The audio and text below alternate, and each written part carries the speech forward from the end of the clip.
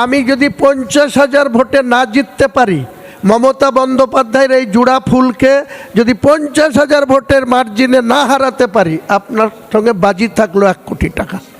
এই চ্যানেলকে আমি 1 কোটি টাকা দেব, আর আপনাদেরকে দিতে হবে কিন্তু 1 কোটি টাকা আপনাদেরকে দিতে হবে। মসজিদ তৈরিতে কাজে লাগবে।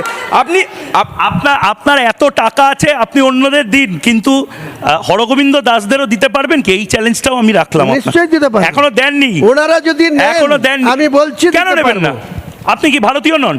আপনি কি রোহিঙ্গা? ওনারা যদি নেন আমি নিশ্চয়ই দিতে পারবো, কারণ নেবেন কিনা তাদের উপরে নির্ভর করে। আমার আইপিএস বন্ধু ডেবরার এমএলএ ছুটে চলে গিয়েছিল কি করতে, ওই পলাশির ওখানে যে বাই ইলেকশনে যে একটা মেয়ে, 9 বছরের মেয়ে, যাকে বোম ছুঁড়ে মারা হয়েছিল, তার বাড়িতে চলে গিয়েছিল। তারা কিন্তু টাকা নিতে অস্বীকার করেছে।